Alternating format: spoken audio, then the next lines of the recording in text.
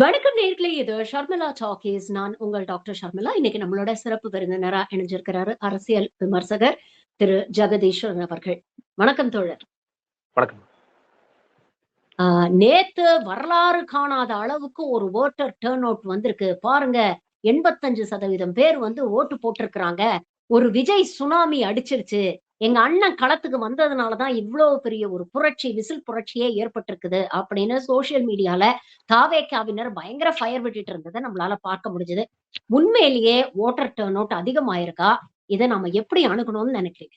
நீங்க எல்லோருக்குமே தெரியும், இது எஸ்ஐஆருக்கு பிறகு நடந்த தேர்தல். இந்த காலையில 11 மணில இருந்து நான் சில சேனல்ஸ்ல உட்கார்ந்துட்டு இருந்தேன். அங்க இருக்கிறவங்களே சார் சூப்பர் சூப்பர் சொன்னாங்க. நான் சொன்னேன், இது பொதுமக்களுக்கு மேபி இது மறந்து போயிருக்கலாம். இது இந்த ஓட்டர் டர்ன் அவுட் பத்திலாம் தெரியாமல் இருக்கலாம். ஆனா மீடியால இருக்கிற உங்களுக்குமே இது தெரியல அப்படிங்கிறது ரொம்ப ஆச்சரியமா இருக்கு. சரி, உங்களுக்கு ரொம்ப சிம்பிளான கம்பேரிசன் சொல்றேன்.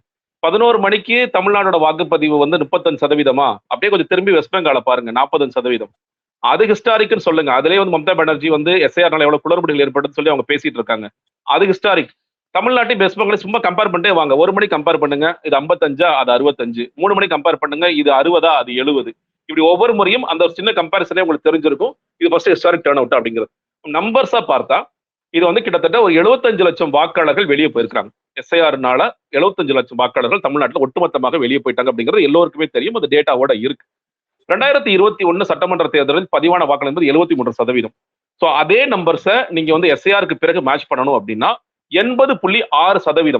80.6% வந்துருச்சு அப்படின்னா நம்ம ஓகேங்க 2021 மேட்ச் பண்ணிட்டோம். அப்பயே 73% தான்.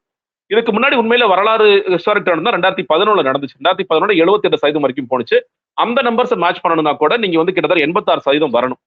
ஸோ 5 மணி டர்ன் அவுட்டே சொல்றாங்க 82% வந்துருச்சு, இன்னொரு 1 மணி நேரம் தான், 7% ஈஸியா அடிச்சிருவாங்கன்னு சொன்னேன். அதாவதுங்க, மக்கள் இருந்தாதான் ஓட்டு போட வருவாங்க. காலையில இருந்து ஒரு விஷயத்த நான் பார்த்தேன். இப்ப ஜென்ரலா வெயில் காலத்துல காலையில 7 மணில இருந்து 10 மணி வரைக்கும் நல்லா டர்ன் அவுட் இருக்கும். அப்புறம் 11 மணில இருந்து ஒரு 3 மணி வரைக்கும் பெரிய சுணக்கம் இருக்கும்.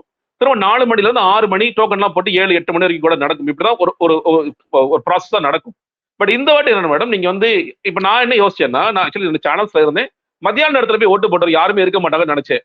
நீங்க உண்மையில இந்த பரிதாபங்கள் காமெடி மாதிரி எல்லாரும் அதே மாதிரி யோசிக்க ஆரம்பிச்சிட்டாங்க. எல்லாருமே மத்தியானம் வரல, நான் போறேன், ஒரு மணி நேரம் கியூ. இன்னொன்று அந்த ஆபீஸர் ரொம்ப ஸ்லோவா இருந்தாரு. அதே மாதிரி கிட்டத்தட்ட 1 மணி நேரம் நான் நின்று போட்டேன். இது மட்டும் இல்ல, அக்ராஸ் நியர் கன்சிஸ்டண்டா மக்கள் வந்துட்டே இருக்காங்க. காலையில இருந்து சாயந்தரம் வரைக்கும் எந்த ஒரு இடத்துலயும் தொய்வுங்களதே இல்லாம தொடர்ச்சியா அவங்க வேலை பார்த்துட்டே இருக்கிறாங்க. அப்படியே ஸ்லோ மூவிங்கா போயிட்டே இருக்கு அப்படிங்கிறத பார்க்க முடியுது. அதான் சொன்னேன், 5 மணிக்கு மேல ஆள் இருந்தாதான் ஓட்டு போட வருவாங்க. நீ பக்கத்து மாநிலத்துல ஆளை கூட்டிட்டு வர முடியாது. அதனால 5 மணிக்கு 82 வந்துருச்சு, அப்ப 6 மணிக்கு 90 வரும், 7 மணிக்கு 110 வருமா? அப்பெல்லாம் வராதுப்பா. அதனால தயவுசெய்து புரிஞ்சுக்கங்க. இங்க ஜென்சி கிட்ஸா இருக்கிற வெளியே இருக்கிறவங்களுக்கு புரியலங்கிறது ஓகே. மெயின் ஸ்ட்ரீம் மீடியாலே அன்பார்ச்சுனேட்லி நிறைய ஜென்சி கிட்ஸுக்கு புரியாம நீங்க அரசியல் கத்துக்காம அரசியல் தெரியாம ஊங்கிறீங்க. அவெல்லாம் ஹிஸ்டாரிக்கலா ஒண்ணு கிடையாதுப்பா அப்படின்னு சொல்லி சொன்னேன். மேடம் நீங்க சரி, இப்ப 80.6 நான் சொன்னேன். 80.6ங்கிறது 85 வந்துச்சு, அது ஹிஸ்டாரிக் டர்ன் அவுட் தானே அப்படின்னு நினைக்கலாம். ஒவ்வொரு தேர்தலிலும் புதிய வாக்காளர்கள் வர்றாங்க. இப்ப இந்த தேர்தலில் கிட்டத்தட்ட 14 லட்சம் வாக்காளர்கள் வந்திருக்காங்க அப்படிங்கிறது எலெக்ஷன் கமிஷன் கொடுத்த டேட்டா. பட் வேறஸ் நீங்க 14 லட்சம் மட்டும் இல்லாம நீங்க எஸ்ஐஆர் பேர் நீக்கம் செய்யப்பட்டவர்கள், இன்னும் நான் ரொம்ப நாளாவே பேரை சேர்க்காம இருந்தேன் அப்படிங்கிறவங்க எல்லாம் கூட சேர்ந்திருப்பாங்க. அவங்களும் இன்னும் கொஞ்ச நாள் ஓட்டு போடாம, முன்னாடி நான் ஓட்டு போடாம இருந்தேன், போன தேர்தல் இந்த தேர்தல் ஓட்டு போடுறேன் அப்படின்னு சொல்றவர்கள் அப்படின்னு சொல்லிட்டு ஒவ்வொரு தேர்தலிலும் கடந்த தேர்தலை விட சுமார் 30 லட்சம் வாக்காளர்கள் அதிகமாக வாக்களிப்பார்கள். நான் சொல்றது ரொம்ப ஆவரேஜ் 30-35 லட்சம் போகும். இந்த முறை பாத்தீங்கன்னா அது வெறும் 22 லட்சம் தான் ஜாஸ்தியா இருக்கு. போன வாட்டி 4 கோடி 61 லட்சம்னா இந்த வாட்டி 4 கோடியே 83 லட்சம். சோ கிட்டத்தட்ட ஒரு 22 லட்சம் அல்லது 23 லட்சம் வாக்காளர்கள் மட்டும் அதிகமா இருக்காங்க. இன்ஃபேக்ட் இந்த தேர்தல் என்பது நீங்க அலை இல்ல ஹிஸ்டாரிக் அப்படின்னு சொல்லி சொன்னீங்கன்னா அதுக்கு ஏதாவது இண்டிகேஷன் இருந்துச்சுன்னா எந்த இண்டிகேஷனும் இல்ல. இது நம்பர்ஸ் படி. சரி, களத்துல விஜய் கன்சிஸ்டண்டா ஒரு விஷயம் தான் சொன்னாரு. என்ன சொல்ல போனா எல்லா இடத்துலயும் ஒரே விஷயம் தான் சொல்லி சொன்னாரு. காலையில குளிச்சு எந்திரிச்சு போய் பூத்துல நின்று அந்த விசில பார்த்து ஒரு அழுத்தி வந்துருங்க, இதான் தொடர்ச்சியா சொல்லிட்டே வந்தார். நான் கூட சில பேட்டிகளை சொன்னேன், எனக்கு ரொம்ப பயமா இருக்கு, இவங்க பாட்டுக்கு நைட்டே போய் பாய் வச்சு படுத்துட போறானுங்க, சிஆர்பிஎஃப் அடி வாங்கிட்டு வர போறான்னு நினைச்சேன். பட் அது நடக்கவே இல்லை, எங்கேயுமே நடக்கல. அது மட்டும் நடக்கல, காலையில இளைஞர்கள் கூட்டம் அப்படி தள்ளுமுள்ள நடக்கும். FTFS படத்துக்கு வர மாதிரி. ஏன்னா புஷியானந்தெல்லாம் சொன்னாரு, காலைல பாருங்க நம்ம கூட்டம் 7 மணிக்கு 6 மணிக்கு நின்றுவான், 11 மணிக்கு நமக்கு ஓட்டு போட்டு எல்லாம் கிளம்பிடுவான், நமக்கு 11 மணிக்கு தளபதி சிஎம் ஆயிடுவார் அப்படிலாம் சொல்லியிருக்காரு சில சர்க்கிள்ஸ்ல. அப்படியே பார்த்தா காலையில நான் பார்த்த வரைக்கும் ரொம்ப பொறுப்பான சீனியர் சிட்டிசன்ஸ் தான் வந்திருந்தாங்க. நான் மயிலாப்பூர் சைடு போய் பார்த்தேன், அது அங்க போய் சான்ஸ்க்கு போடுறதுனால அப்புறம் வலசரவாக்கம் சைடு வந்தேன். எல்லா இடங்களிலும் ரொம்ப பொறுப்பான சீனியர் சிட்டிசன்ஸ் வந்திருந்தாங்க, மிடில் ஏஜ் வந்திருந்தாங்க, ரொம்ப யங்ஸ்டர்ஸ் இருந்தாங்க. அதுக்காக இல்லைன்னு சொல்லிட மாட்டேன், இருந்தாங்க. பட் இவங்க சொல்ற மாதிரி ஒரே யங்ஸ்டர்ஸ் கூட்டமா இருந்துச்சு. இன்னொன்னு வேணும், இவங்க சொல்ற கிளைம் 100% யங்ஸ்டர்ஸ் எங்களுக்கு தான் வரும். அது முதல்ல இல்ல. நீங்க பல சர்வேஸ்லயும் சொல்றது 35% ஏங்க மற்ற கட்சிகளை விட திமுக இவங்க 35 எடுத்திருந்தாங்கன்னா திமுக 35 எடுத்திருப்பாங்க. இல்ல ஒரு 5, 10 முன்ன பின்ன இருக்குமே தவிர இன்னைக்கு அதிமுக விட இளைஞர்களே இல்லைன்னு நம்ம பேசலாம். ஆனால் நீங்க தாவேக்கு இருக்கிற இளைஞர் கூட்டம் என்பது திமுக கிட்ட இருக்கு. அதுல பாதி கூட்டம் வந்து நாம் தமிழர் டைம் இருக்கு. சோ எல்லா கட்சிகளும் இளைஞர் கூட்டம் இருக்கிறாங்க. அதனால இவங்க ரொம்ப அப்படியே பம்பாட் பண்ணிட்டாங்க, இவங்க தான் வந்துட்டாங்க. அது மாதிரியும் களத்துல எங்கேயாவது பார்த்தோமா? ஏன்னா காலையில இருந்து செய்திச்சாளர்கள் வழியே இல்லாம என்ன பண்ணாங்க, இந்த பாருங்க காக்கி பேண்ட் போட்டு வந்துட்டாரு, வெள்ளை சட்டை போட்டு வந்துட்டாரு. யார் அண்ணாமலையா? அண்ணாமலை தாவேக்கு போட போறாரா? இல்ல ஸ்டாலின் சாரே அப்படிதான் போடுறாரு, அவர் போட போறாரா? எனக்கு புரியல. இது வந்து காக்கி பேண்ட் போட்டா வெள்ளை சட்டை போட்டா போதும், எல்லாருமே வந்து அப்படியே அலையலையா வர்றாங்க. மொத்தமா ஷார்ட்ஸா பார்த்ததே ஒரு 6 பேர் 7 பேர் வந்தாங்க. அதே அவங்க பிரபலமா பாருங்க, இது அப்படியே ஒரு பெரிய புரட்சி நடக்குது. அப்படிலாம் எதுவுமே நடக்கல. மறுபடியும் ட்விட்டர்லயே வாழ்கின்ற காரணத்தினால ஒரு போட்டோ வச்சுட்டு அதை 1000 வாட்டி எப்படி ரீஷேர் பண்றது அப்படிங்கிற வித்தையை கத்துக்கிட்டு அவங்க பண்ணிட்டே இருக்காங்க. அந்த மாதிரி எந்த புரட்சியும் ஏற்படவில்லை. இது விஜய்னால பெருசா போடுச்சா? நார்த் இந்தியன் மீடியாக்கு இது புரியாம இருக்கு. நார்த் இந்தியன் மீடியா ரொம்ப பெருசா பேசுறாங்க. What is the expected? அங்க ஒரே ஒரு ஃபேக்டர் தான், எஸ்ஐஆர் மட்டும் தான். அதை தாண்டி ஒரு ஃபேக்டரும் இங்க ஒர்க் ஆகல. இன்ஃபேக்ட் இது ரொம்ப ரொம்ப இயல்பான நார்மலான தேர்தல் தான் என்ன பொறுத்த வரைக்கும். ஓகே. இன்ஃபேக்ட் சென்னையில நீங்க பாத்தீங்கன்னா வாக்கு சதவிகிதம் கிட்டத்தட்ட 23% அதிகரிச்சனாலும் ஆக்சுவல் நம்பர் ஆஃப் ஓட்ஸ்னு பாத்தீங்கன்னா கிட்டத்தட்ட 50,000 ஓட் குறைவாகத்தான் சென்னையில பதிவாயிருக்கு. அதுவும் குறிப்பாக விஜய் போட்டியிடக்கூடிய பெரம்பூர் தொகுதியில பாத்தீங்கன்னா ஒரு 3,500 வாக்குகள் வந்து அதிகம் பதிவாயிருக்கு கடந்த 2021 தேர்தலை பார்க்கும்போது. சோ அர்பன் பாக்கெட்ஸ்ல தான் விஜயோடைய இன்ஃபுளுன்ஸ் பயங்கரமா இருக்கு, அர்பன்ல தான் விஜயோடைய ஹோல்டு இருக்கு அப்படின்லாம் சொன்னாங்களே, இது உண்மையா? சென்னையில இருக்கிற ட்ரெண்ட் தான் மத்த ரீஜனல் அர்பன் ஏரியாஸ்லயும் பார்க்க முடிஞ்சதா? ரீஜனல் லெவல்ல விஜயோட தாக்கம் எப்படி? சரி மேடம், நீங்க சொல்ற மாதிரி நீங்க பாராளுமன்ற தேர்தல், இன்னும் உள்ளாட்சி தேர்தல், இல்ல வந்து சட்டமன்ற தேர்தல், பொதுவாக நீங்க வட சென்னை போன்ற பகுதியில் 55-60% வந்தாலே பெரிய நம்பர்ஸ் வந்துருச்சு. ஏன்னா சென்னையில வந்து நிறைய ஃப்ளோட்டிங் பாப்புலேஷன் இருக்கும்னு சொல்லிட்டு இன்னும் சொல்ல போனா சென்னை மக்களை நம்ம எல்லாரும் தொடர்ச்சியா திட்டுவோம். நீங்களா சோம்பேறிகள், நீங்களா ஓட்டு போட மாட்டீங்க அப்படிங்கறதெல்லாம் சொல்லி நம்ம பேசிட்டு இருப்போம். ஆனா நீங்க பாருங்க, இந்த எஸ்ஏஆர்ல அதிகமாக பாதிக்கப்பட்டது சென்னை மண்டலம் தான். முதலமைச்சரோட தொகுதியிலே கிட்டத்தட்ட 1,00,000 வாக்குகள் போனுச்சு. துணை முதலமைச்சர் தொகுதியில கிட்டத்தட்ட 80,000 வாக்குகள். நீங்க வந்து அக்ராஸ் கான்ஸ்டிடியூன்சிஸ் எல்லாமே வில்லிவாக்கம், எழும்பூர், அண்ணா நகர் எல்லா தொகுதியிலும் இந்த கிட்டத்தட்ட 50,000, 35,000, 80,000 இப்படி தொடர்ச்சியா வாக்குகள் வந்து எஸ்ஐஆருக்கு பிறகு போனுச்சு அப்படிங்கறத நம்ம பார்த்தோம். அதாவது நேற்று பார்த்தவர் கூட பாருங்க, 55 85 வந்துட்டாங்க. இப்ப சென்னை மக்கள்லாம் வந்து அப்படியே களத்துக்கு வந்துட்டாங்க அப்படின்னு சொல்லியிருப்பாங்க. இல்ல, அதாவது நம்பர்ஸ் பாருங்க, அப்சல்யூட் நம்பர்ஸ் என்னங்கிற பாருங்க. சொன்ன மாதிரி எந்த ஒரு சென்னை தொகுதியிலையும் அப்சல்யூட் நம்பர்ஸ்ங்கிறது ஏறவே இல்லை. சோ ஓவராலாவே சென்னை மண்டலம் வந்து முன்னாடி வாக்களிச்ச அதே நம்பர்ஸை விட கம்மியா தான் வாக்களிச்சிருக்காங்க. நீங்க ஒருவேளை சென்னை மக்களை சோம்பேறி திட்டீங்கன்னா இப்பயும் நீங்க கூடுதலா திட்டலாம், எந்த பிரச்சனையும் இல்ல. இல்ல எஸ்ஏஆருக்கு பிறகு நிறைய மாற்றங்கள் நடந்துச்சு அந்த மாறுதலை ஒத்துக்கிட்டு நீங்க பேசலாம், அவ்வளவுதான். சோ 80% வந்துருச்சு, 89% வந்துருச்சு. இல்லை, இது வந்து அப்சல்யூட் நம்பர்ஸா பெருசா எந்த விதமான மாற்றமும் இல்ல. எஸ்ஐஆருக்கு பிறகு நடந்த ஒரு காரணத்தினால் மட்டுமே இந்த நம்பர்ஸ் வந்து ரொம்ப பெருசா காமிக்குது. அதான் நீங்க அதை அனலைஸ் பண்ணணும். நீங்க பண்ண வேண்டியது எல்லாமே இந்த நம்பர்ஸ், அப்சல்யூட் நம்பர்ஸ். ஏன்னா இந்த எஸ்ஐஆருக்கு பிறகு நடந்த எல்லா தேர்தலும் இது பிரதிபலிச்சிருக்கும். நீங்க இன்னொன்னு ஆட்சி மாற்றத்திற்கான தேர்தல் சொன்னா, நான் வந்து விஜயோட ஃபேக்டர் இருந்துச்சுன்னா நான் 90% போயிருச்சுன்னா ஓகே, விஜய் பெரிய ஃபேக்டரா இருந்திருக்காருப்பா, அவரே ஒரு 5% கூட்டிட்டு வந்துட்டாருப்பா அப்படின்னு சொல்லலாம். அந்த மாதிரி எல்லாம் எந்த இடத்துல சொல்ற மாதிரி அர்பன் பாக்கெட்ஸ்ல கூட எல்லாம் எதிர்பார்த்தாங்க. அர்பன்ல இருக்கிறலாம் விஜய் என்ன விஜய் சுனாமி, விஜயின் சுனாமி அடிக்கிறது ஒரு பிரபலமான நாளிதழ் எழுதுனாங்க. யார் முதலமைச்சர் வேட்பாளர்? விஜய் தான் 64% நிக்கிறாரு. எந்த கூட்டணி ஜெயிக்கும்? திமுக கூட்டணி ஜெயிக்கும். எனக்கு புரியல உண்மையிலேயே. இப்ப திமுக கூட்டணி போய் விஜய் இப்ப முதலமைச்சர் வேட்பாளர் ஆயிடுவாரா? சார் நான் வந்து என்ன பிரபலமா நான் என்னதான் வந்து ரொம்ப பிரபலமான ஆளுன்னு சொல்றாங்க. ஸ்டாலின் சார் நீங்க கொஞ்சம் நகர்ந்துக்குங்க, திமுக கூட்டணி ஜெயிச்சாலும் என்னதான் மக்கள் ஏற்கிறாங்க, நான் தான் மக்கள் ஒரு முதல் வேட்பாளர் சொல்லுவாரா? இது என்ன விதமான சர்வீஸ்னே முதல்ல புரியல. அவங்க சொல்றது என்னன்னு கேட்டீங்கன்னா 64% அவர் வாங்குவாரு, சென்னையில பெரிய அலை அடிக்க போது, சுனாமி அடிக்க போது சொன்னாங்க. அப்படிதான் அடிச்சிருந்தா இது பல தொகுதிகளிலும் நீங்க வந்து சென்னை தொகுதிகளிலும் சொல்றேன் 95% போயிருக்கும். அந்த மாதிரியான நம்பர்ஸும் எதுவுமே ரிப்போர்ட் ஆகல. இன்னொன்னு, நான் நேத்து வந்து ஒரு சேனல்ல இருந்து ஆட்டோல டிராவல் பண்ணிட்டு வந்துட்டு இருந்தேன். ஏறினோட ஒரு பையன், ஆட்டோ ஓட்டுற பையன் தம்பி கேட்டான், ஆனா யாருக்கு நான் ஓட்டு போட போறேன்? ஓட்டு போடலப்பா, இப்பதான் போயிட்டு இருக்கேன்னு. ஆனா விசிலுக்கு போடுங்கன்னு சொன்னான். சரி தம்பி, நான் ரொம்ப கொஞ்ச நேரம் அப்படியே நான் யூஸ்வலாவே பேசிட்டு வருவேன். நான் அவங்களை ரொம்ப யோசிக்கல மாட்டேன், தற்கொலை உடனே திட்டிடுவேன். அவன் அது சில நேரம் ஏத்துக்குவானுங்க, சில என்ன அப்படிலாம் சொல்றீங்கன்னு சொல்லுவானுங்க. இது மாதிரி நான் பேசிட்டே வருவேன். கடைசியா ஒரு இடத்துக்கு வந்தா, ஆனா நீங்க வந்து விசிலுக்கு போடாட்டி கூட பரவாயில்ல, திமுக மட்டும் ஓட்டு போட்டுறதுக்கு ஏன்டா போடக்கூடாதுன்னு சொல்லிட்டு திரும்ப நான் பேசிட்டே வந்து இப்படி கடைசியா ஒரு கேள்வி ஒன்று ட்விஸ்ட் கேட்டீங்கன்னா, சரிடா தம்பி ஓகே, நீ யாருக்கடா ஓட்டு போட்டேன்னு கேட்டேன். அவர் பதில் சொன்னா, எஸ்ஏஆர் ஃபார்மை வாங்கி நான் ஃபில் பண்ணி கொடுக்க மறந்துட்டேன், எஸ்ஏஆர் ஃபார்மே நான் கொடுக்கறேன் அப்படின்னு சொன்னேன். இதே மாதிரியான இன்சிடென்ட் நேத்து வந்து ஒரு சேனலுக்கு போறேன். அந்த சேனல்ல ஒரு ஃப்ரெண்ட் சொல்லிட்டு இருக்காரு, நம்ம குடும்பமே வந்து டிஎம்கே ஃபேமிலி, அந்த பொண்ணு வந்து என்ன ரொம்ப கன்வின்ஸ் பண்ணிட்டே இருக்கா, நீ வந்து எல்லாத்தையும் ஆபீஸருக்கு எல்லாத்தையும் பேசுறா, நீ விசிலுக்கு போடுங்க. சரி கடைசியா நீ யாருக்கு போட போறேன்னு கேட்டா, எங்க வீட்டுல எஸ்ஆர் ஃபார்ம் வந்து என்கிட்ட கொடுக்காம விட்டுட்டாங்க, நான் விசிலுக்கு தான் போட சொல்லிட்டு. So இந்த மாதிரி எல்லாம் நடந்திருக்கு, குடும்பங்கள்ல நடந்திருக்கு. ஏன்னா இப்ப குடும்பம் கொண்டாட வெற்றிலாம் சொல்லி சொல்றாங்கல்ல, குடும்பங்கள் அவங்களே வந்து இது தற்கொலை, இந்த தற்கொலைகள் நம்ம பண்ணக்கூடாது. இதே மாதிரி இந்த பசங்களும் வந்து சோ அதனால சென்னையில் உண்மையிலேயே நீங்க போன கூட்டம் எல்லாம் அப்படியே வாக்குகளா மாறியதா. இன்னொன்னு வந்த பாதி கூட்டம் 10வது படிக்கிற பசங்க, 12வது படிக்கிற பசங்க, வாக்காளர்களா இல்லாதவர்கள் நிறைய பேர் வந்தாங்க காட்சியில பார்த்தோம். இவங்களுமே ரொம்ப தெளிவா, ஏன்னா நீங்க நல்லா யோசிக்கணும், நம்மளே பேசணும். எஸ்ஐஆர் நேரத்தில் திமுக செய்த வேலைகள் என்பது நம்ம பார்த்தோம், அளப்பரிய வேலைகள் பார்த்தாங்க. எல்லா பூத்லையும் எலெக்ஷன் கமிஷனுக்கு அவங்க போய் சொன்னாங்கப்பா இதான்ப்பா ஒரு வீடு, இங்க வா நான் உன்னை கூட்டிட்டு போறேன், நான் BLA 1 BLA 2 நான் எந்த வீடு நான் காமிக்கிறேன், அவங்க இருக்காரா இல்லையா நான் சொல்றேன், நீ பாரு. அதிமுக ரொம்ப கொஞ்சமா வேலை பார்த்தாங்க, ரொம்ப நிறைய வேலை பார்க்கல. சோ குரல் சொல்லிட்டே இருந்தார். விஜய் கிட்டத்தட்ட எஸ்ஐஆர் முடிக்கும் பொழுது கண்ணு முடிச்சு ஒரு வீடியோ போட்டார். ஜென்சி கிட்ஸ் எல்லாரும் கிளம்பி நீங்க அப்படின்னு சொல்லி இதை வளர்னாரு தவிர அவங்க வந்து எங்களுக்கு கொடுக்க மாட்டேங்கிறாங்க, அது பார்த்தா விஜய் ரசிகர் மாதிரி தெரிஞ்சா ஃபார்மே கொடுக்க மாட்டேங்கிறாங்க வித்தியாசமா நம்ம பேசினார். ஆனா களத்துல போய் வேலை பார்த்தாங்களா? வேலை பார்க்கவில்லை. இன்னைக்கு கூட எழுதுறாங்க, அக்ராஸ் கான்ஸ்டிடியூன்சிஸ் போல் பூத்துல உட்காந்தாங்க, இல்ல போல் பூத்துல உட்காரக்கு ஆட்களே இல்லை. நான் திமுக மட்டும் தான் கன்சிஸ்டன்டா எல்லா பூத்துலயும் பார்த்தேன். அதிமுக கூட சில இடங்கள்ல இல்ல. தாவேக்க சில பாக்கெட்ஸ்ல, சென்னையில இருக்கிற சில பாக்கெட்ஸ்ல இருந்தாங்களே தவிர அவங்களால எல்லா இடங்களிலும் உட்கார முடியவில்லை. போல் பூத்துல போடுறதுக்கு அவங்களுக்கு ஆட்களே இல்லை. அதுதான் இந்த எஸ்ஐஆர்லையும் பிரதிபலிச்சது. எஸ்ஐஆர்ல உங்களுக்கு போறதுக்கு ஆட்கள், அவங்க பசங்க என்ன பண்ணுவாங்க பாவம், அவங்க கையில ஒண்ணும் கிடையாது. நீங்க திமுக கரெக்டா டேட்டா போட்டு சாஃப்ட்வேர் போட்டு கொடுக்குறாங்கப்பா, இதை எடுத்துட்டு போ, இதை வச்சு நீ எல்லாத்தையும் அவங்களுக்கு எலெக்ஷன் நீ பாடம் எடுங்கிறாங்க. அதிமுக அதை செய்ய மறந்துட்டாங்க. இவங்க என்ன பண்றதுனே புரியாம, என்ன நடக்குதுன்னே புரியாம அவங்க போய் திமுக கூட கேட்டுக்கலாம், நானும் கூட வரேன், வாட பரவாயில்ல தம்பி வாடன்னு கூட்டிட்டு கூட போயிருப்பாங்க. அதுவும் அவங்க செய்யல. எதுவுமே செய்யாத காரணத்தினால எஸ்ஐஆர் மூலியமாக வந்திருக்கக்கூடிய ஒருவேளை விசிலுக்கு வாக்களிக்கலாம் வந்திருக்க கூட அதுவும் செய்யாம தான் இருந்திருக்காங்க. சோ ஓவராலா இதனால பாதிக்கப்பட போறதுங்கிறது விஜய் தரப்பு தான். சோ இன்னொன்னு, சென்னையில வந்து இந்த கூட்டம் எல்லாமே ஓட்டுகளா மாறியதா? இல்ல தான் சொல்றேன். நீங்க வந்து பழையபடி என்ன நடந்திருக்கோ அதே தான் அதுல ரிப்பீட் ஆகும் அப்படிதான் நான் பார்க்கிறேன்.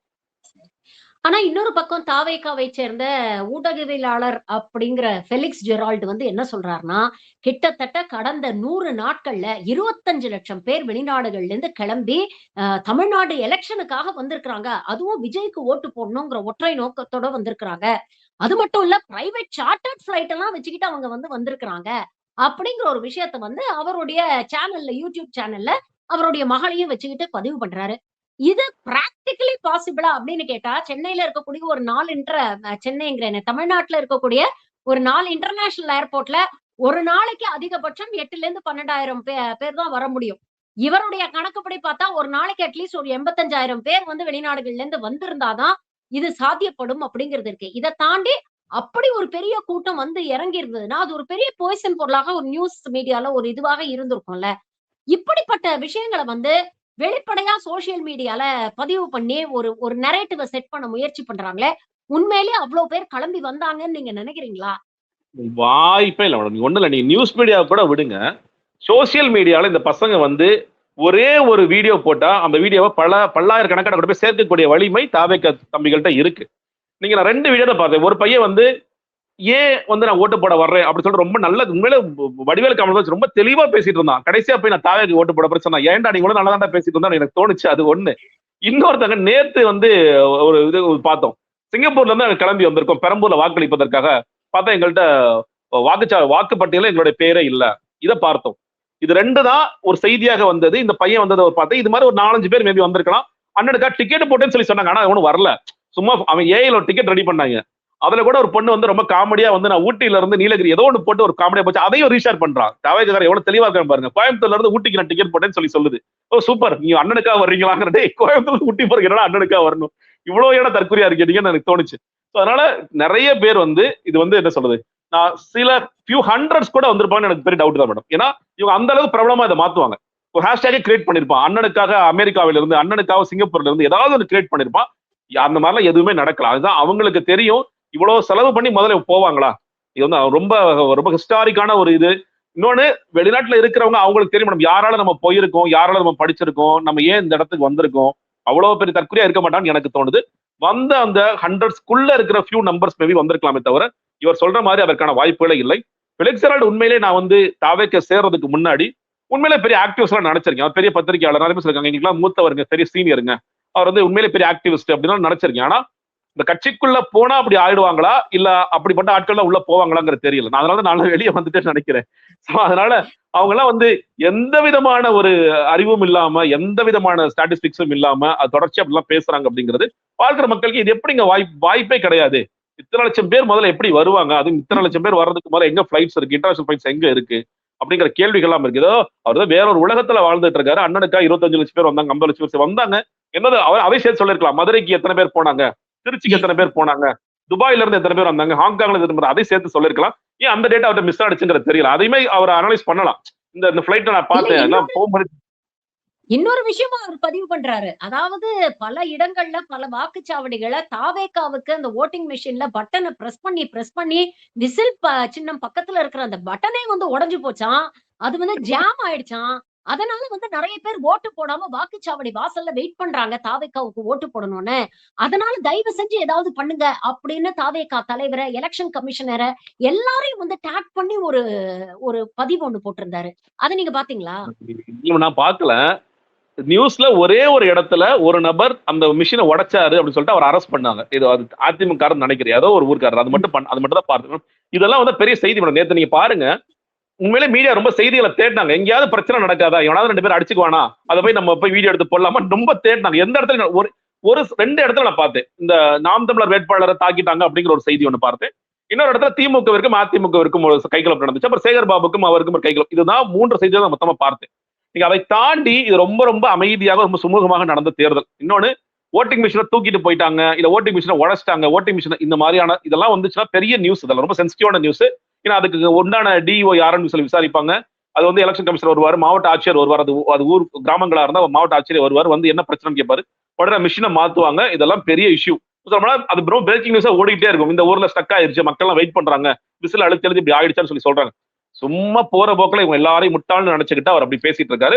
இது எல்லாவற்றுக்குமான பதில் மே 4ஆம் தேதிக்கு பிறகு இவங்க என்ன பேச போறாங்க அப்படிங்கிறத ரொம்ப ஆச்சரியமா நான் பார்த்துட்டு. அன்னைக்கு இது மறுபடியும் திமுக செய்த சதி, விசிலுக்கு குத்திய வாக்கள் எல்லாம் திமுகவிற்கு போய் உதயசூரனுக்கு மாறிவிட்டதாம் அப்படின்னு சொல்றதுக்குரிய வாய்ப்புகள் முன்னாடி நாம் தமிழர் இந்த மாதிரி கதைகள்லாம் சொன்னாங்க. அதே மாதிரி அவங்க அப்படி செட் பண்ணிருக்காங்க. இதுக்குதான் வந்து நாங்க சொன்ன பாஜகவும் இவங்களும் மறைமுக கூட்டத்தில் இருக்காங்க, பாஜக இங்க ஆசீர்வாதம் பண்ணிருச்சு, திமுக இங்க வேலையை முடிச்சிட்டாங்க இப்படிங்கிற கதைகளும் நாளைக்கு பெலிக்ஸும் அவங்க பொண்ணு உட்காந்து சொல்றாங்கன்னா பெரிய ஆச்சரியப்பட மாட்டேன்.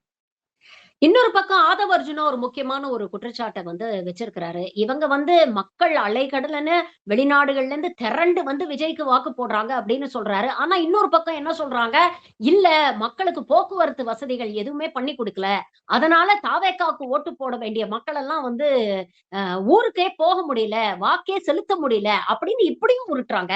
எந்த உருட்டை நம்ம நம்புறது மேடம்? இது இன் ஜென்ரலா நம்ம ஒவ்வொரு எலெக்ஷன் நேரத்துல இதை பார்க்கிறோம், காட்சியில் நம்ம பார்க்கிறோம். நம்ம வந்து கிளாம்பாக்கம் இந்த வாட்டி போனாடி கோயம்பேட்டில் பார்த்தோம். அது இரஸ்பெக்ட் ஆஃப் பார்ட்டி. சில நேரம் அதிமுக ஆட்சியில் இருக்கும்போது நடந்திருக்கு, திமுக ஆட்சியில் நடந்திருக்கு. நீங்க இன்னொன்னு, இப்ப இதே அவங்க என்ன சொல்றாங்க, தீபாவளி பொங்கல்லாம் அப்படி பண்ணீங்களான்னு. நாங்க தீபாவளி பொங்கல்ல சிவசங்கர் ஒரு அமைச்சர் அங்க இருந்தார். இல்ல இன்னும் சொல்ல போனா அதிமுக வந்து வேற ஒரு அமைச்சர் விஜயபாஸ்கர் இருந்தார், யாரோ ஒருத்தவங்க இருந்தாங்க. இப்ப வந்து ஒரு இடத்துக்கு வந்துட்டாங்க திமுக அதிமுகவும் சரி. தீபாவளி பொங்கலுக்கு ஒரு 4 பாயிண்ட்ல பஸ்ஸஸ் அனுப்பணும். அவங்களே நேரடியாக கள ஆய்வுக்கு போறாங்க, வீடியோ அங்க மினிஸ்டர்ஸ்ல உட்கார்றாங்க, அதிகாரிகளை முடுக்கி விடுறாங்க. இதெல்லாம் நடந்துச்சு. ஆனா இன்னைக்கு நடப்பது என்பது தேர்தல் ஆணையத்தோட கட்டுப்பாட்டுல இருக்கின்ற ஒன்று. நீங்க யாராவது கடிக்கிறோம்னு நினைச்சீங்கன்னா இன்னைக்கு நீங்க தேர்தல் ஆணையத்தை கடிக்கணும். தேர்தல் ஆணையத்தை முதல் நாளே போய் சார் பஸ்ஸஸ் விடுங்க, வெளிநாட்டுல இருந்து ஆள் வந்து எல்லா அதிகாரிகளையும் வேற மாத்திட்டாங்க. அவருக்கு எப்படி தெரியும், அந்த புரிதல் எப்படி இருக்கும்? எதுவுமே எந்த புரிதல் இருக்காங்க. நீங்க வந்து எவ்வளவு பேர் போவாங்க, எவ்வளவு பேர் வருவாங்க அப்படிங்கிற புரிதல் இருக்காது. அது ஒண்ணு. இன்னொன்னு, நீங்க ஏன் 4 பாயிண்ட் நான் சொல்றேன்னா, மெயின் பிரச்சனை வந்து பஸ் கிடைக்கிறதுங்கிறத தாண்டி சென்னை சிட்டிக்குள்ள ஆன டிராபிக். ஒரு பத்திரிகையாளர் எழுதுறாரு, நைட்டு 10 மணிக்கு நான் சென்னை சிட்டிக்குள்ள கிளம்பினேன், கிளம்பாக்கும் போது 3 மணி ஆயிடுச்சு, ஒரு 5 மணி நேரம் நான் வந்து டிராவல் பண்ணி போயிருக்கேன். ஏன்னா நீங்க வந்து அதனாலதான் அவங்க என்ன பண்ணுவாங்க, தீபாவளி பொங்கல கோயம்பேடு ஒரு பாயிண்ட், நீங்க வந்து அந்த சைடு நார்த் சைடு போறதுக்கு வந்து வேற ஒரு பாயிண்ட் வச்சிருவாங்க, சவுத் மக்களுக்கு வேற ஒரு பாயிண்ட் வச்சிருவாங்க. 4 பாயிண்டா பிரிச்சு விட்டுருவாங்க. டிராபிக் எல்லாம் இருக்காம பைபாஸ் எவ்வளவு வண்டி போகணும் இது பண்ணிடுவாங்க. எனக்கு கேட்டீங்கன்னா ஒட்டுமொத்தமாக நடந்தது, இந்த தேர்தல் நடந்தது ஒரு வார நாள். புதன்கிழமை எல்லாரும் ஆபீஸ் போயிட்டு வந்து அதற்கு பிறகு கிளம்பணும்னு நினைக்கிறாங்க. நீங்க நிறைய தனிநபர் வாகனம் பெருகிடுச்சு. நம்ம பஸ்ல போய் ட்ரெயின்ல போய் நம்ம போறதை விட நம்ம போனோமா ஓட்டு போட்டோமா திரும்பி வந்துருவோம், நம்ம வந்து கார்ல போயிடலாம். நிறைய பேர் கார்ல போறாங்க. சோ ஒட்டுமொத்த சென்னையும் கிட்டத்தட்ட ஒரு 6-7 மணி 6-6:30 மணிக்கு ஒட்டுமொத்த சென்னையும் கிளம்புது. ஒட்டுமொத்த சென்னைனா வாக்களிக்க வெளியூர்ல வாக்களிக்கிறவங்க கிளம்புறாங்க. அந்த கூட்டத்துல நீங்க பஸ்ஸஸோ மற்ற வண்டிகளாம் சிக்கிக்குது. சிக்கிற காரணத்தினால பெரிய டிராபிக்ங்கிறது ஒரு பெரிய கன்ஜெஷனா மாறிடுச்சு. அதற்கு பிறகு தான் கிளாம்பாக்கம் போறாங்க. கிளாம்பாக்கத்துல நைட் எல்லாம் பஸ்ஸஸ் இருக்கும். நீங்க காலைல 3 மணி 4 மணி போகும்போது பஸ்ஸஸ் நிறைய நைட்டு போன பஸ்ல ஃப்ரீயா போயிருக்கு. நான் ட்ரெயின்ல தான் வந்தேன். ஏன்னா சொல்றாருல பெரிய ட்ரெயின்ல நான் வந்து ஒரு பகுதி வரைக்கும் அண்டர்சர்ட்ல வந்து நான் டிடிஆர் கேட்டேன், சார் ரொம்ப கூட்டமா இருக்குன்னு கேட்டேன். அதெல்லாம் ஒண்ணு இல்லைங்க, ரொம்ப நார்மலா தாங்க இருக்கு, நீ சும்மா போலான்னு சொல்லி சொன்னார். அண்டர்சர்ட்ல வந்துட்டு அதுக்கப்புறம் தான் வந்து வேற ட்ரெயின்ல ரிசர்வ் ட்ரெயின்ல மாறினேன். சோ நீங்க அந்த பிரதிபலிச்சு இருந்துச்சுன்னா ட்ரெயின்ல எல்லாம் பயங்கரமா கூட்டம் ஏறி இருப்பாங்க. விஜய் அண்ணா ஓட்டு போட போற விசில தூக்கி எல்லாம் ஓடி இருப்பாங்க. அதெல்லாம் எதுவுமே நடக்கல. நீங்க பாத்தீங்களா, ஏதாவது ரயில்வே ஸ்டேஷன்ல இந்த எக்மோர்லயோ சென்ட்ரல்லயோ ஏதாவது நிறைய கலவரம் அங்க நடக்குது, பயங்கர கூட்டம், அதெல்லாம் எதுவுமே நடக்கல.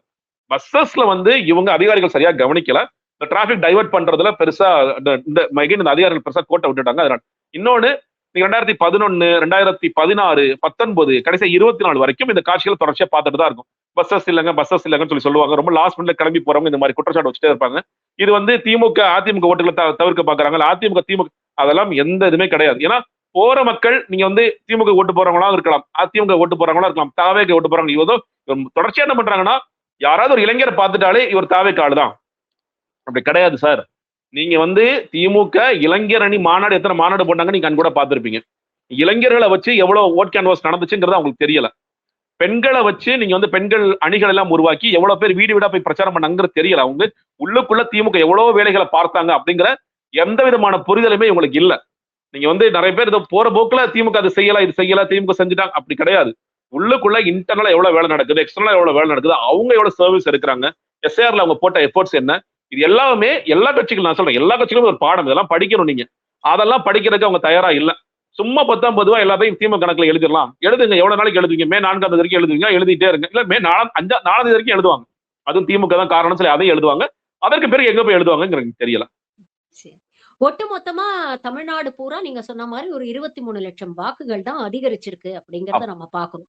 சராசரியா அது ஆவரேஜ்னு நம்ம எடுத்துக்கிட்டாலும் கூட ஒரு தொகுதிக்கு வந்து 3000 வாக்குகள் கூட குறைய இருக்கும் அப்படின்னு தான் நம்ம பார்க்க முடியும். இந்த விஜயுடைய வருகை வந்து மே 4ஆம் தேதி ரிசல்ட்ல என்ன தாக்கத்தை ஏற்படுத்தும்? யாருடைய வாக்குகளை அவர் அதிகம் பிரிச்சிருப்பாருன்னு நினைக்கிறீங்க? திமுகவுக்கு எதிராக தீவிரமாக களமாடியவர் கடைசி ஒரே ஒரு மேடையில மட்டும்தான் நேரடியாக எடப்பாடி அவர்களை தாக்கி பேசினார். அது வரைக்கும் எடப்பாடிய ரொம்ப கான்சியஸா அவர் விமர்சனம் பண்ணாம கடந்து போனாரு. பாஜகவை இன்னும் ஒரு படி மேல போய் அவங்க எவ்வளவுதான் டார்ச்சர் கொடுத்தாலும் அவங்களை பத்தி கொள்கை எதிரியை பத்தி எந்த விமர்சனமும் வைக்கல. யாருடைய வாக்குகளை விஜய் அதிகம் பிரிப்பார்? மே 4ஆம் தேதி என்ன எக்ஸ்பெக்ட் பண்ண? நான் வந்து நிறைய பேர்த்த காலில இருந்து பேசிட்டே இருந்தேன். யாருக்கு வாக்களிச்சு ரொம்ப க்ளோஸ் சர்க்கிள் தான். அவங்கள்ட்ட காலில இருந்து யாருக்கு நான் 2 பதில் பிரதானமா கேட்டேன். நான் வந்து நிறைய பேர் உதயசூரியன், தாவேக்கா. நீங்க வண்டியில எல்லாம் போகும்போது நான் விசிலுக்கு போடுங்க, நான் விசிலுக்கு தானே போட்டேன். விசிலுக்கு போட்டவங்க சில பேர் சொல்ற மாதிரி குடும்பமா ஓட்டு போட்ட கதைகளும் நான் கேட்டேன். நான் குடும்பமா விசிலுக்கு தான் ஓட்டு போட்டிருக்கேன், அதுவும் நடந்தது. நான் எங்க ஊர்ல பேசினேன், விவசாயி கூட கேட்டேன். நான் கேட்காத ஒரே சின்னம் ரொம்ப ஆச்சரியமா இருந்துச்சு, ரெட்டை இலை. நான் ரெட்டை இலைக்கு ஓட்டு போட்டேன், நான் எங்க ஊர் அதிமுக வேட்பாளருக்கு ஓட்டு போட்டேன். ரொம்ப ஆச்சரியமா அதிர்ச்சியாவும் இருந்துச்சு. நிறைய இடங்கள்ல உண்மையிலேயே அதிமுகவிற்கு மே 4ஆம் தேதி நிறைய பேர் சொல்லும் போது கூட தாவேக்கு வந்து நாம் தமிழர் வாக்குல ரொம்ப உடைச்சிருவாங்க, அது 8%ங்கிறது 1% போயிடும், 2% போயிடும். நான் அதை கூட நான் நம்பல. அதிமுக பெரிய அதிர்ச்சி இருக்குன்னு நான் எதிர்பார்க்கின்றேன். அதிமுக பாஜக கூட்டணிக்கு மிகப்பெரிய அதிர்ச்சி இருக்கு நான் பாக்குறேன். விஜய் வந்து அது ஒரு ஸ்ட்ராட்டஜியா பண்ணாரா அப்படிங்கிறது தெரியல. ஆனா நிறைய பேர் பேச, உதாரணத்துக்கு பெரம்பூர் எடுத்துக்கலாம். நீங்க பெரம்பூர்ல விஜய் ஓரளவுக்கு வாக்கள் வாங்குறாருன்னா அது யாருடைய வாக்கள்? நான் பாக்குற வரைக்கும் நான் முன்னாடி சொன்னேன், ஆர்டி சேகருடைய வாக்கள் என்பது நின்றும். திமுக கூட்டணி கட்சிகள் சிறுபான்மை வாக்கள், தலித் வாக்கள் அதெல்லாம் நின்றும். போன வாட்டி நீங்க என்ஆர் தனபாலன் நின்னாரு, கிட்டத்தட்ட ஒரு 25% வாக்களை எடுத்தார். ஆனா இந்த வாட்டி இருக்க போகின்ற திலகபாமா நிறைய பேர் சொல்றது அவங்க டெபாசிட்டை காலி எடுங்க. திலகபாமா அவர்களுக்கு வாக்கள் குறைய விஜய் அதில் ஏறுவார். அப்ப யாருடைய வாக்கள் இங்க சாப்பிடுறாரு அப்படிங்கிறது ஒரு கேள்வி. திருச்சி கிழக்கு எடுத்துக்கும், இனிகோ எழுதுராஜர் வாக்கள் நின்றும். போன வாட்டி வெள்ளமணி நடராஜன் எடுத்த வாக்குகளை தான் விஜய் மறுபடியும் இங்க எடுக்கிறார். அதிமுக இங்க ராஜசேகர் நிற்கிறாரு, அதிமுக பின்னுக்கு தள்ளப்படுகிறது. இதே மாதிரியான பரவலான தொகுதியில் இப்ப சென்னையில சில இடங்கள்ல அவங்க 2வது இடம் வர்றாங்கன்னா யாருடைய வாக்குல பெற்று வராங்க? திமுக கோர் ஓட் பேங்க்ல எந்த பிரச்சனையும் இல்லை, எந்த சிக்கலும் இல்லை. ஏன்னா இவர் தொடர்ச்சியா டிவிகே டிஎம்கே சொல்லி திமுக வாக்காளர்கள் அவங்க ரொம்ப ஷார்ப்பா நம்ம கண்டிப்பா திமுக வாக்களிக்கணும், அது சிந்தாமல் வந்துருமா, எஸ்ஆர்ல கனெக்ட் பண்ணாங்க எத்தனை சதவீதம் வருங்கிறது அது அப்படியே சிந்தாமல் வந்துரும். ஆன்டி இன்கம்பன்சி வாக்குகள் இருந்துச்சுன்னா அது அதிமுக போயிருக்கணும். அந்த வாக்களை விஜய் எடுக்கிறார். அதுல வந்து எவ்வளவு தூரம் எடுக்கிறாருன்னு நம்ம பார்க்கணும், அது எத்தனை சதவீதம்ங்கிறத பார்க்கணும். அதுல அதிமுக எடுத்திருப்பாங்க, விஜயும் அது கணிசமாக எடுக்கிறார். அதை தாண்டி நான் பார்க்கிற வரைக்கும் விஜய் கோரான ஏடிஎம்கே ஓட்ஸ் எடுக்கிறார். சில பேர் சொல்ற மாதிரி அவர் எம்ஜிஆர் ஜெயலலிதா அப்படிங்கிற அந்த கணக்குல சினிமா பிம்பத்தில் இருக்கக்கூடியவர்கள் அடுத்ததாக விஜய்க்கு வாக்களிக்கிறார்கள். குடும்பமா வாக்களிப்பார்கள். பெண்களுடைய வாக்கள் என்பதெல்லாம் அது திமுக வாக்கள் அல்ல, அது முழுக்க அதிமுக வாக்களாக இருக்கக்கூடிய வாய்ப்புகள் தான் இருக்கு. அதனாலதான் நான் என்ன எதிர்பார்க்கிறேன்னா, விஜய் ஒரு பெர்சன்டேஜ் ஏற, நான் வந்து இது வரைக்கும் 12 சொல்லியிருந்தேன். நேற்று நான் பேச பிறகு ஒரு 15 வரைக்கும் விஜய் போவார். பட் அந்த 15% நான் எதிர்பார்ப்பது அந்த விஜய் அந்த 15க்கு ஏறி வர அதிமுக வாக்கு வங்கிங்கிறது பெருசா அடி வாங்கும்.